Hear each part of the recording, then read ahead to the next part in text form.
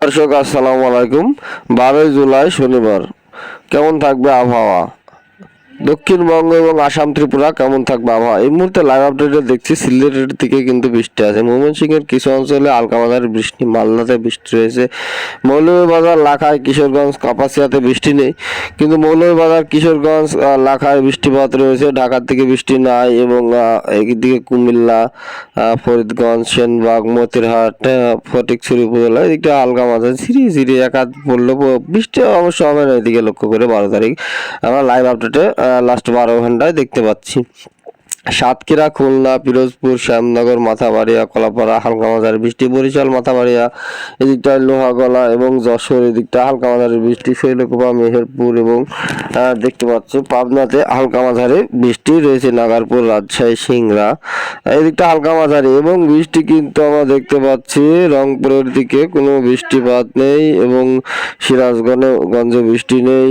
বৃষ্টি প্রায় কমে আসবে কয়েকটি জেলায়। তো তার পরবর্তী সময় 4 তারিখে কয়েকটি জেলার বিক্ষিপ্ত আকারে বৃষ্টি হবে। কলকাতাতে তেমনটা বৃষ্টি নেই এবং মালদাতে বৃষ্টি নেই।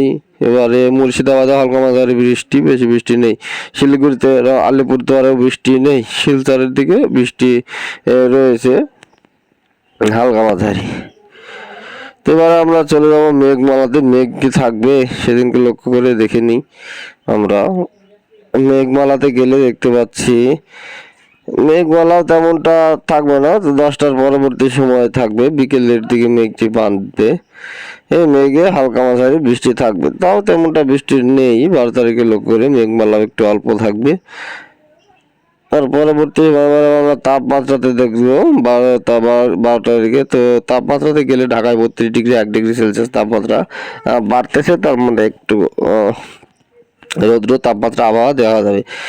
তো সেখান থেকে লক্ষ্য করে কলকাতাতে 31 ডিগ্রি, খুলনাতে 33, খুলনাতে একটু বেশি তাপমাত্রা থাকবে দেখতে পাচ্ছি, বরিশালে 31, কলাপাড়া 31, চিটাগাঙে 30, মহেশখালী 29, কুমিল্লা 32, ঢাকা 32, মেহেরপুর 32, রাজশাহী 32, মালদা 32, কালাই 33, রংপুর 33।